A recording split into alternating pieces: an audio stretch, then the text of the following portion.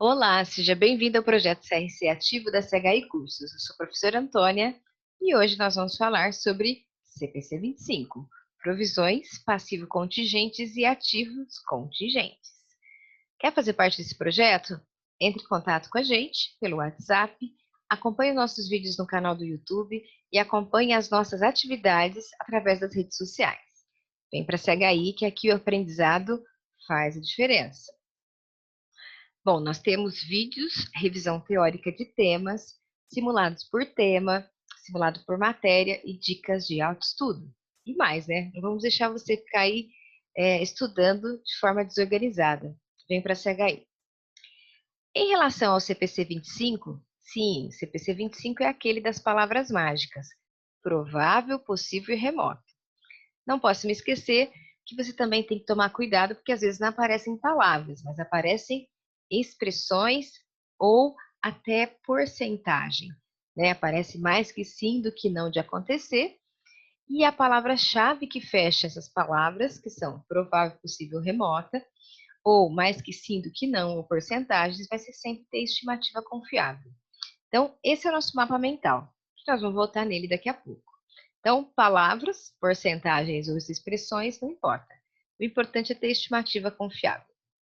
E quando a gente fala do pronunciamento, porque também pode cair questões teóricas sobre ele, a finalidade do pronunciamento é estabelecer os critérios que vão ser reconhecidos e a forma de mensuração das provisões, dos passivos e dos ativos contingentes, de forma que o usuário vai entender a natureza, a oportunidade e o valor, para também entender como essa empresa está em relação às suas obrigações. Em relação aos conceitos, provisão, simples e básico, é um passivo de prazo ou valor incertos. E se é passivo, está no balanço patrimonial. Em relação ao passivo, é importante a gente lembrar que ele tem uma característica própria: eventos já ocorridos. Então, ou seja, é uma obrigação presente. E a liquidação vai ser o que vai tirar a empresa daquela obrigatoriedade. Ou seja, quando eu liquido, eu espero que isso resulte em saída de recursos para gerar benefício, ou seja, eu vou me livrar daquela obrigação. Outro ponto que tem lá nos conceitos que é interessante a gente lembrar para fazer associação de conteúdos é a história do evento que vai criar essa obrigação.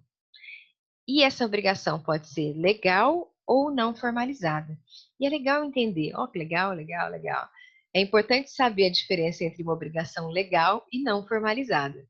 Uma obrigação legal é aquela que vai vir de um contrato, que pode ter termos explícitos ou implícitos, também pode vir da legislação ou de outra ação da lei.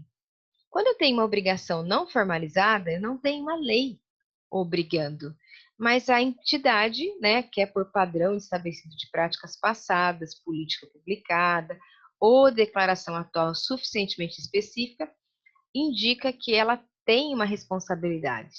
Ou então, ela cria uma expectativa válida de que cumprirá alguma coisa.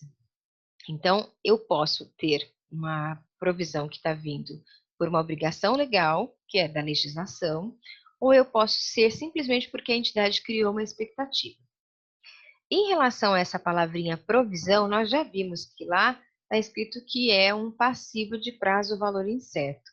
Mas o item 12 da norma vai falar que, em sentido geral, todas as provisões são contingentes porque são incertas quanto ao valor ou ao prazo.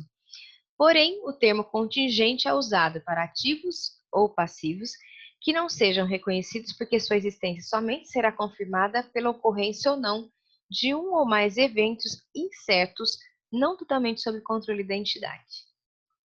Quer uma dica? Para saber a diferença entre uma provisão e um passivo contingente, nós temos que lembrar que nós estamos falando de processos, né? E quando a gente fala de processos, probabilidade de ser, de ter que pagar esse processo é um item que você pode memorizar, que pode te ajudar. Mas eu posso ter diversos tipos de provisões. Eu posso ter provisão para contingências trabalhistas, para contingências cíveis, para cobertura de garantias, para danos ambientais, para reestruturação, né, para contingências fiscais, para compensação por perda de contrato. E o principal, todas serão lançadas no passivo exigível. Eu esqueço aquele conceito anterior de provisão, por exemplo, para 13º, provisão para perdas de estoque, que agora passa a ganhar apenas a expressão perdas estimadas de estoque. Está lá na norma.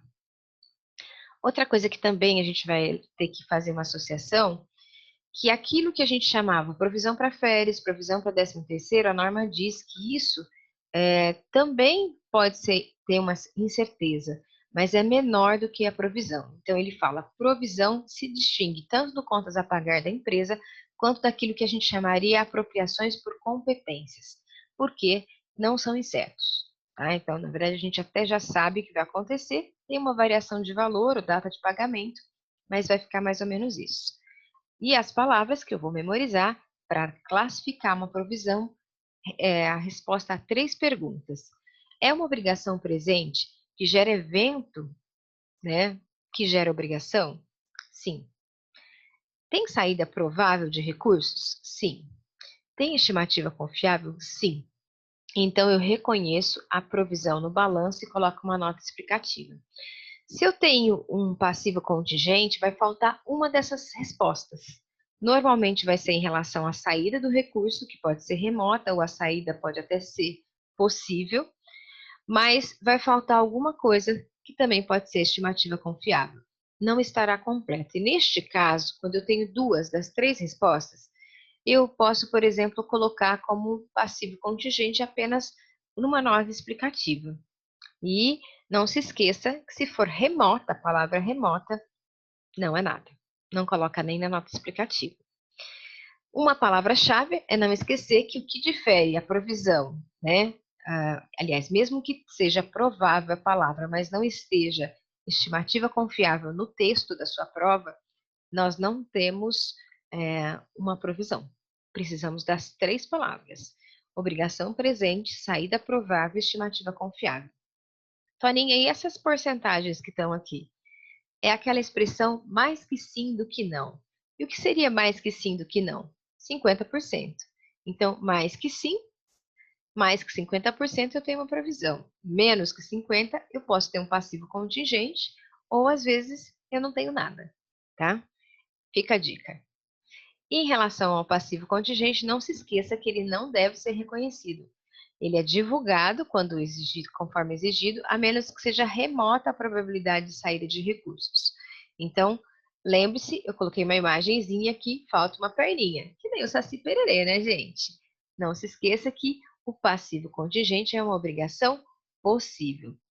Ele é revisado periodicamente para ver se ele não virou uma provisão e deve ser reconhecido da melhor estimativa possível, tá?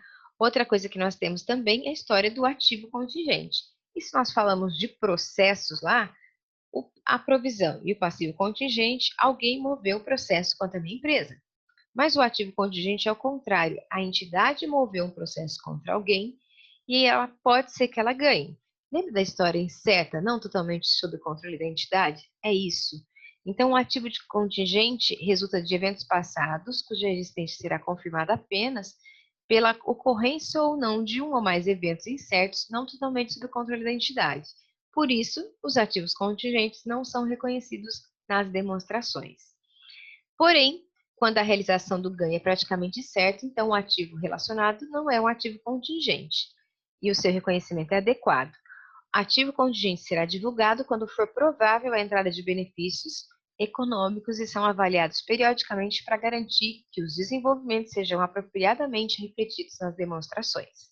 Então, provisão e passivo, alguém moveu um processo contra mim. Ativo contingente, eu movi um processo contra alguém.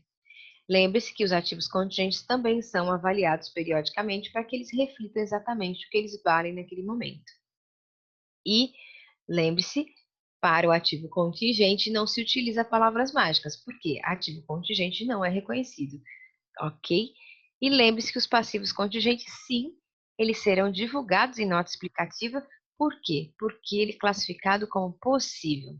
A expectativa de perda é classificada como possível, como aparece nessa nota explicativa da Vale.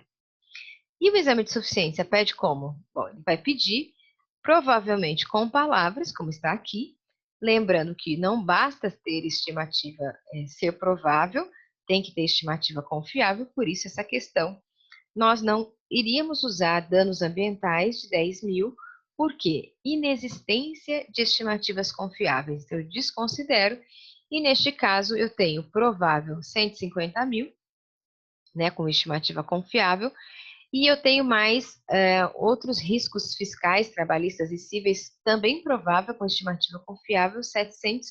Minha resposta, letra B, 850. Quando eu falo de questões de concursos, eu tenho também essa expressão que não aparece explicitamente na tabela, que tem estimativa confiável, mas no texto apareceu. Os valores estimados para as ações são confiáveis. E lá eu tenho ação por não cumprimento de garantia de produto como provável. Eu tenho ações trabalhistas como provável. 5 milhões com 12 milhões, 17 milhões, letra D. Outra coisa que também pode aparecer é a história da porcentagem, lembra?